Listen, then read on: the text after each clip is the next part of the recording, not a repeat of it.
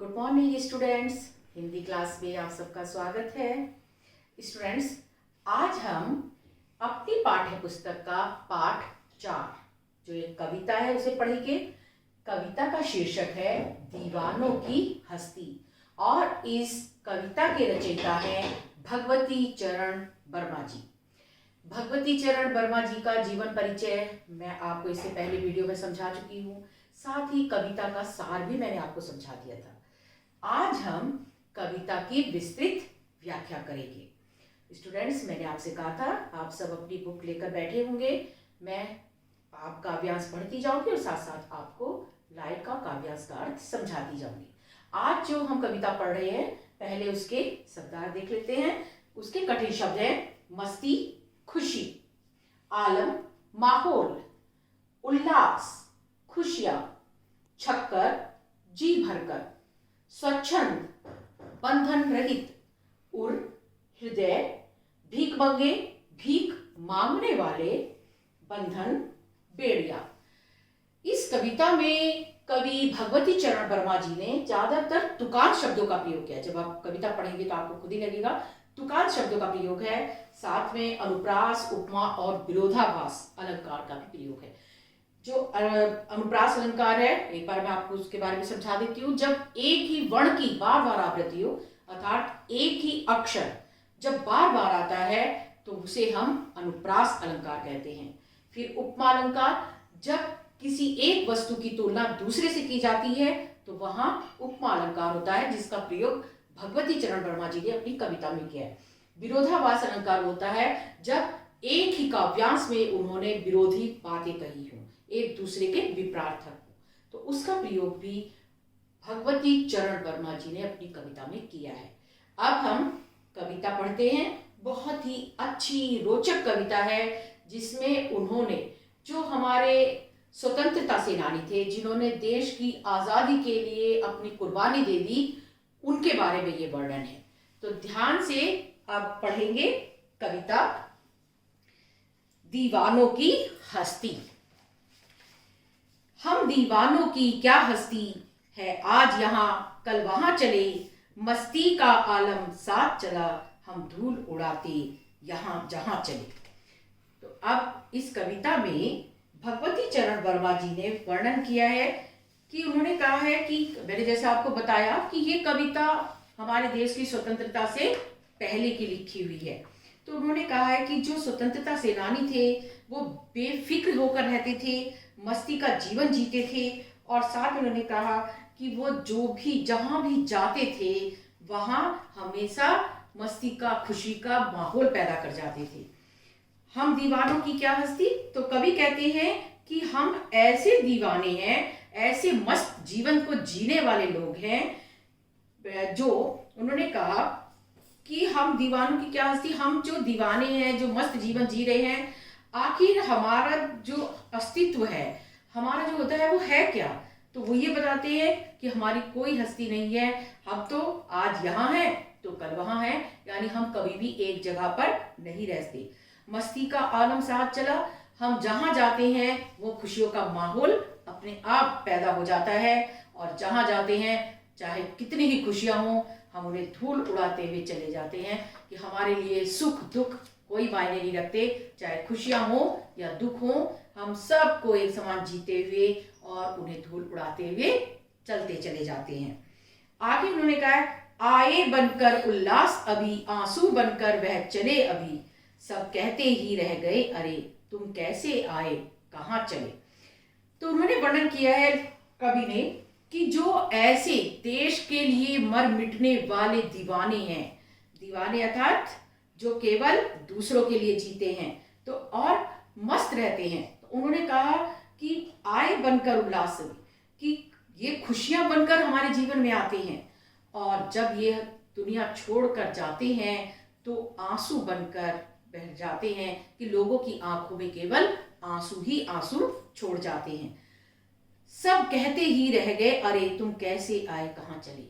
कि ये लोग हमारे जीवन में आते हैं, हमें खुशियां देते हैं, क्योंकि इनके कारण ही हमें स्वतंत्रता प्राप्त हुई है, कि हम बस केवल ये कहते रह जाते हैं कि अरे अभी तो आए थे और अभी चले गए। आप खुद जानते हैं हमारे देश को आज़ाद हुए इतना समय हो गया है, लेकिन आज भी हम इन स्वतंत्रता सेनानियों को हमेशा याद करते रहते हैं, इन पर गर्व महसूस करते हैं और हम ये सोचते हैं कि आखिर ये किसके लिए जिए, केवल हमारे लिए। किस और चले यह मत पूछो, चलना है बस इसीलिए चले, जग से उसका कुछ लिए चले, जग को अपना कुछ दिए चले।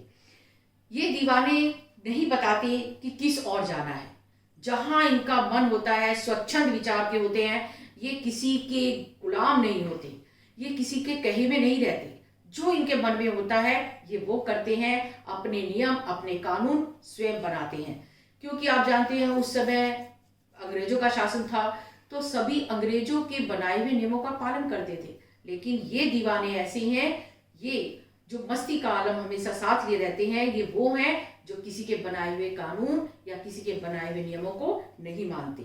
तो वो ये कहते हैं कि हमने जो नियम बनाए हमारे खुद के थे, कि जग से, फिर उन्होंने कहा किस और चले यह मत पूछो, चलना है बस इसलिए चले, जग से उसका कुछ लिए चले, जग को अपना कुछ दिए चले। कि किस और जाना है हमें नहीं पता, और वो कहते हैं हमसे पूछो भी मत हमें कहाँ जाना है, बस हमारा जीवन है चलना, हमारा काम है कि देश के लिए मर मिटना, देश के लिए कुछ करना। बस इसीलिए हम देश की आज़ादी के लिए काम करते रहते हैं। जग से उसका कुछ लिए चले, कि इस जग में केवल क्या लिए चले हैं, प्रेम। इस देश से प्रेम की भावना वो लेकर चल रहे हैं, और क्या देकर जा रहे हैं इस जग को, अपना सब कुछ देकर जा रहे हैं। जग को अपना कुछ दिए, कि प्रेम लेकर इस जग से जा रहे हैं, और इस जग को अपने प्रति प्रेम, अपने प्रति समर्पण की भावना जो है वो देकर जा रहे हैं। दो बात कही दो बात सुनी, कुछ हंसे और फिर कुछ रोए, छक्कर सुख दुख के घूंटों को हम एक भाव से पिए चले। कि इस दुनिया में हम आए, इस दुनिया में आकर कुछ बातें हमने लोगों से कही और कुछ हमने उन लोगों की सुनी, कि हमने आपस में केवल एक तरह से संबंध बनाए, प्रेम के संबंध बनाए, कि कुछ हंसे कुछ रोए। कि दुनिया में आप जानते हैं सुख दुख आते रहते हैं, तो जब खुशी का माहौल आया तो खुश होकर रहे, लेकिन जब जीवन में दुख आया तो दुखी होकर भी जिए। कि उन्होंने कहा छक्कर यानी जी भरकर, पेट भरकर हमने सुख और दुख के घूंटों को पिया। हम एक भाव से पिए चले, कि चाहे सुख हो या दुख हो, हमने सबको एक समान समझा, हमने कभी भी उनके बारे में नहीं सोचा।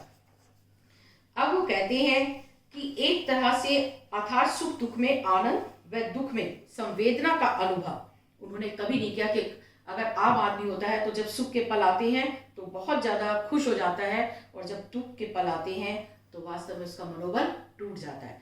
लेकिन ये दीवाने तो ऐसे हैं जिनके ऊपर सुख दुख का कोई असर नहीं, वो तो चाहे सुख हो उसे भी जी भर कर जीते हैं, और अगर दुख जीवन में आता है तो उसका भी भोग उन्होंने जी भर कर किया है, और दोनों को एक ही भाव से झेला है। चाहे दुख आए या सुख आए, उन्हें इस बात की बिल्कुल भी परवाह नहीं है। हम भिखमंगों की दुनिया में स्वच्छंद लुटाकर प्यार चले, हम एक निशानी सी ओर पर ले असफलता का भार चले। उन्होंने कहा अब कवि ने यहाँ इस दुनिया को भिखमंगों की दुनिया कहा है। और वो भिखमंगों की दुनिया क्यों कहते हैं? उन्होंने कहा है कि आप अपने आप में ये मस्त रहने वाले व्यक्ति बहुत ही स्नेही हैं, बहुत ही प्रेमी हैं, जो केवल प्रेम लुटाना जानते हैं, और वे इस पूरी दुनिया को भिखमंगी समझते हैं। क्योंकि प्रेम प्यार के क्षेत्र में दुनिया एक तरफ थी नजर आती है, कि वो ये चाहती है कि सारी दुनिया हमें प्रेम दे, लेकिन अपने आप किसी को प्रेम देना नहीं जानते। बस मांगते रहते हैं हमें प्यार करो, हमें प्यार करो, हमें प्यार करो, लेकिन देना कुछ नहीं जानते। इसलिए उन्होंने कहा है कि ये दुनिया तो जब देखो प्रेम मांगती रहती है, इसलिए ये भिखमंगों की दुनिया है। और इस प्यार को लुटाने में ये दीवाने व्यवहारिक जगत में असफल ही रहे, लेकिन इस असफलता का उन्हें कोई भी मलाल नहीं, कोई भी दुख नहीं, बल्कि वे इसे हृदय में एक निवासी की तरह संजोए रहते हैं। वो ये कहते हैं कि हमें ये दुनिया तो भिखमंगों की है जो हमेशा प्यार मांगती रहती है, दूसरों को प्यार देना नहीं जानती, कि हमने तो स्वतंत्र रूप से खूब प्यार इस दुनिया में लुटाया है, सबको प्यार से हमने सबके साथ व्यवहार किया है। और उन्होंने कहा कि इस दिल में, इस उर में अर्थात इस हृदय में हम प्यार की निशानी ही साथ लेकर जा रहे हैं। लेकिन एक दुख जरूर है कि ले असफलता का भार चले, कि हमारे मैं बस केवल कवि का मानना है कि ये दीवाने केवल ये मानते हैं कि हम असफल हो गए, क्योंकि इस दुनिया में प्यार जो है हम सबके अंदर नहीं जागृत कर पाए। कि एक तरह से हम चाहते थे इस दुनिया में हर कोई प्यार से रहे, हर कोई प्रेम से रहे, लेकिन दुनिया में आज भी प्रेम नहीं है। आज भी सब एक दूसरे के दुश्मन बने बैठे हैं, सब एक दूसरे के प्रति घृणा द्वेष की भावना रखते हैं। तो उनका मानना है कि हम तो ये चाहते थे कि जैसे हमने इस दुनिया में प्यार लुटाया है वैसे इस दुनिया का हर व्यक्ति प्यार लुटाए, लेकिन ऐसा नहीं हो पाया। तो केवल जब इस दुनिया से वो जा रहे हैं तो कह रहे हैं हमने तो स्वच्छंद होकर प्यार लुटाया, लेकिन केवल एक ही असफलता हमें हुई, और वो असफलता ये है कि इस दुनिया में लोगों के अंदर प्यार जो है वो उत्पन्न नहीं कर पाए। अब अपना और पराया क्या, आबाद रहें रुकने वाले, हम स्वयं बंधे थे और स्वयं हम अपने बंधन तोड़ चले। अब उन्होंने कहा कि हम तो वास्तव में जा रहे हैं, अब हमारे लिए इस दुनिया में ना कोई अपना है ना पराया है। कि चाहे, क्योंकि उन्होंने तो सबको समान माना, उन्होंने ये नहीं सोचा कौन अपना है कौन पराया है, उनके लिए तो सब समान थे। तो उन्होंने उन्हीं के लिए कहा है कि चाहे कोई हमें अपना मानता था चाहे कोई पराया मानता था, हम तो बस यही चाहते हैं कि जितने भी इस दुनिया के लोग हैं वो सब खुश रहें, आबाद रहें और मस्त अपना खुशी का जीवन जीते रहें।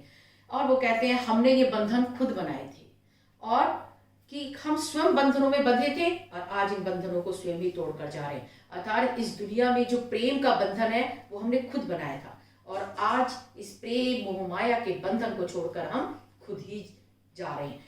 ये कविता मैंने बेटे आपको कल भी बताई थी कि भगवती चरण वर्मा जी की जो कविता है दीवानों की हस्ती, ये बहुत लंबी कविता है कि दीवानों की क्या हस्ती कविता का नाम है, और ये उसका एक छोटा सा अंश है। केवल छोटे छोटे इसमें 6 काव्यांश हैं जो हमें दिए गए हैं 4-4 लाइन के, बाकी कविता बहुत लंबी है। और ये कविता स्वतंत्रता सेनानियों के ऊपर आधारित है, अर्थात उन्होंने दीवानी किसे कहा है, उन्होंने दीवाने कहा है उन लोगों को जो देश के लिए मस्त जीवन जिए, देश के लिए जिए और देश के लिए मरे। स्टूडेंट्स, मुझे उम्मीद है आपको कविता अच्छी तरह समझ में आ गई होगी। इस कविता में कवि का मकसद केवल इतना है कि उन्होंने वर्णन किया है हमारे देश के लिए जो अपनी जान कुर्बान करते हैं ऐसे वीर पुरुषों का। उन्होंने उनको दीवाने इसलिए कहा है कि वो किसी की परवाह नहीं करते, चाहे दुख आए सुख आए, चाहे उन्हें कोई प्यार करे ना करे, उन्हें कोई फर्क नहीं पड़ता। उन्हें तो अपना जीवन जीना है, वो तो सिर्फ ये चाहते हैं कि इस दुनिया में प्रेम कायम रहे, ये दुनिया स्वतंत्र रहे, दुखों से दूर रहे।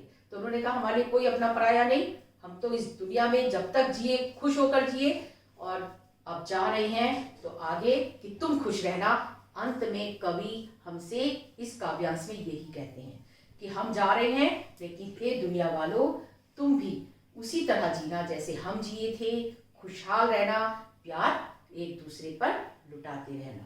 तो ये थी दीवानों की हस्ती। दीवानों का अभिप्राय जो मस्त जीवन जीते हैं, और हस्ती का अर्थ है उनका अस्तित्व, कि जो दूसरों के लिए जीते हैं, दूसरों पर प्यार लुटाते हैं, उनका अस्तित्व कैसा होता है। तो कविता आपको अच्छी तरह समझ में आ गई होगी। साथ में मैंने आपको बताया है जब एक ही वर्ण बार बार आता है, जैसे बनकर वह है, वाह दोबारा आ गया, इसलिए अनुप्रास अलंकार है। निशानी सी उर में, क्योंकि उनका निशानी का उन्होंने आपस में तुलना की है, इसलिए उपमा अलंकार है। और जो विरोधाभास आप देख रहे हैं कि अपना और पराया क्या, अपना पराया, क्योंकि विरोधी है, विपरीतार्थक शब्द है, लेकिन दोनों का एक साथ एक ही पंक्ति में वर्णन कर दिया है, इसलिए इसमें विरोधाभास अलंकार भी है। और आप खुद ही जानते हैं तुकार शब्दों का तो उन्होंने भरपूर प्रयोग किया है, क्योंकि हर जगह बह चले कह चले तो बार बार चले चले शब्द आया है, तुकार शब्दों का भी प्रयोग उन्होंने किया है। अब ये कविता, इस कविता के जो प्रश्न उत्तर हैं वो आपको मैं आज PDF में भेज दूंगी, उन्हें आप अच्छी तरह से अपने नोटबुक में कर लेना, कविता को एक बार पढ़ना और ध्यान से उसका अर्थ समझना। तो आज हमारा पाठ